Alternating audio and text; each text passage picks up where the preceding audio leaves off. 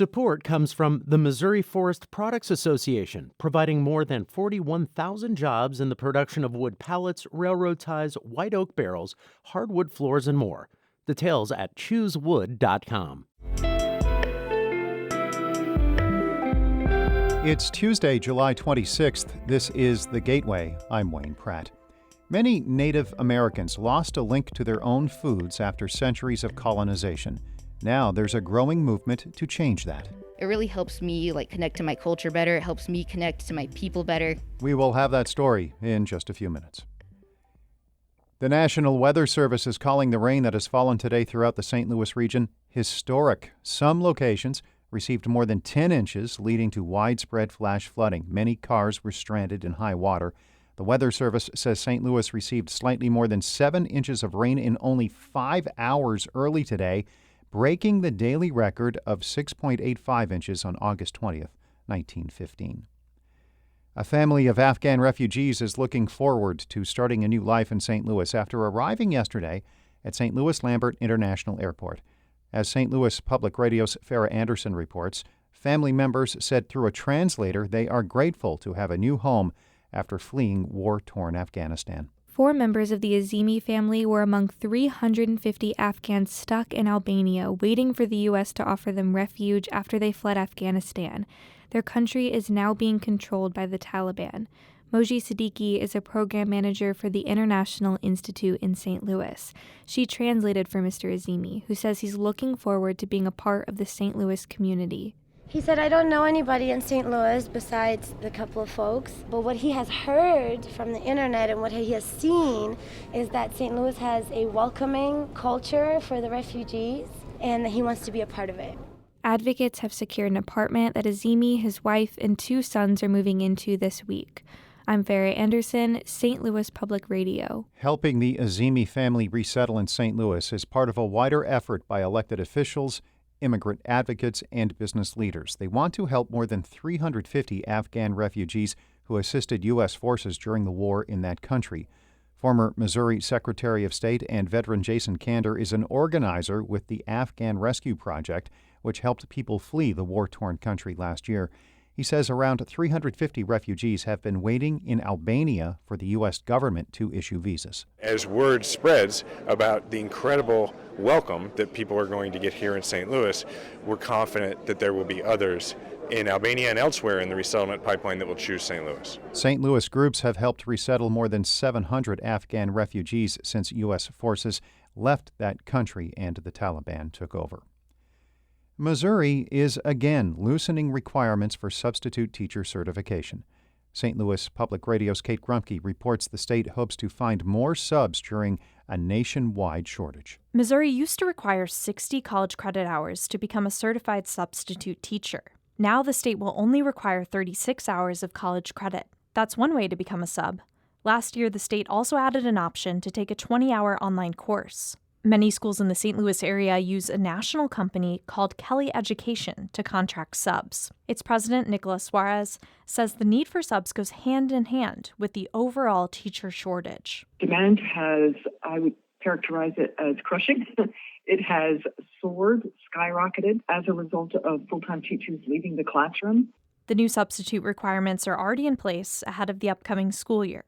I'm Kate Grumke, St. Louis Public Radio. State fairs around the Midwest are gearing up for what they hope are normal conditions following 2 years of pandemic cancellations and restrictions. St. Louis Public Radio's Jonathan Ahl reports. State fairs were canceled in 2020, and last year many saw scaled-back events. But this year the directors are hoping to put up pre-pandemic attendance numbers. Rebecca Clark is the Illinois State Fair manager.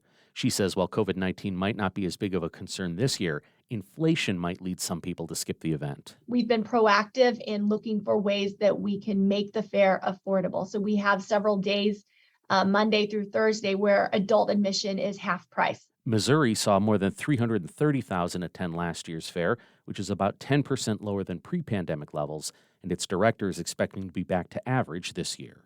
In Rolla, I'm Jonathan Ahl, St. Louis Public Radio.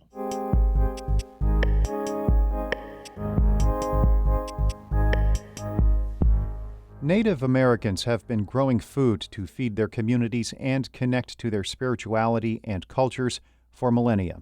But colonization separated many Native Americans from traditional foods. Now, the idea of food sovereignty, or people having the right to control where and how they get food, is growing.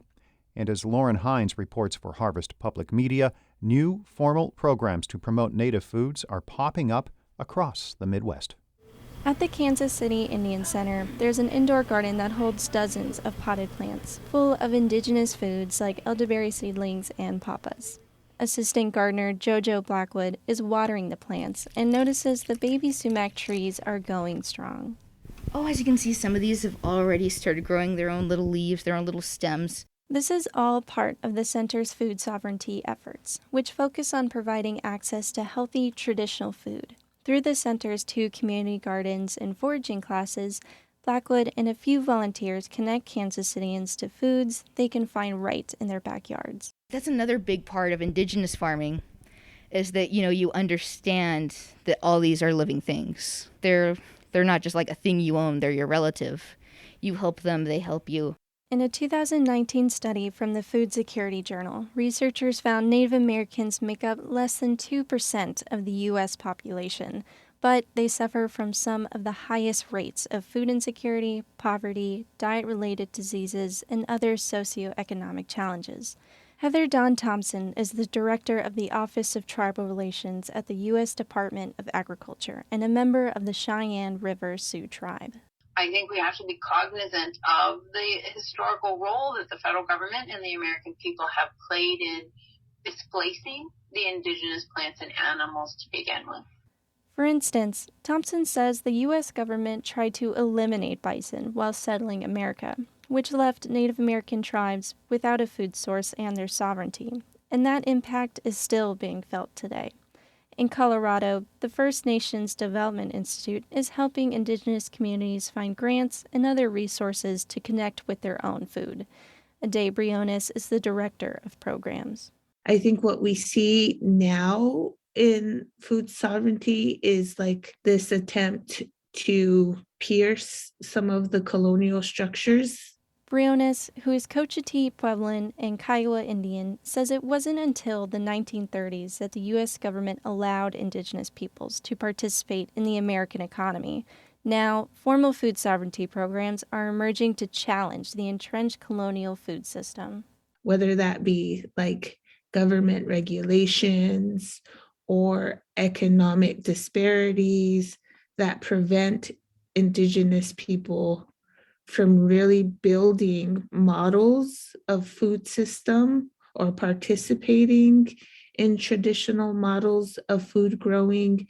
And indigenous organizations across the Midwest are taking matters into their own hands. The Quapaw Nation in Oklahoma has been at the forefront of building food sovereignty programs.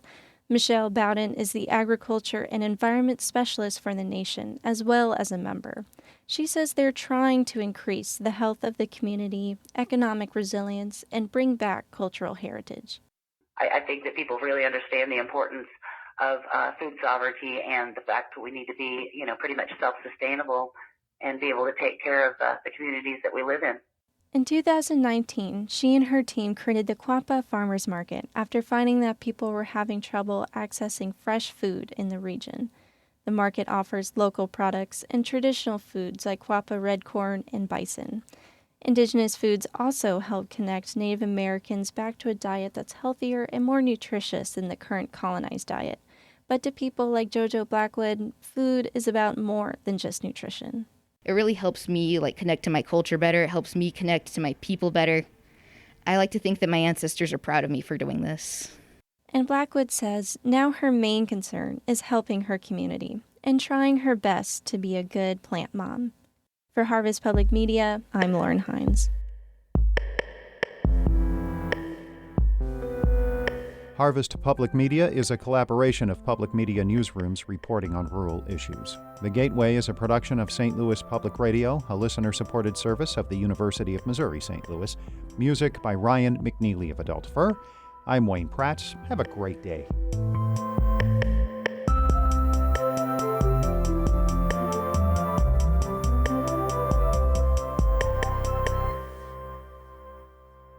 Support comes from the Missouri Forest Products Association.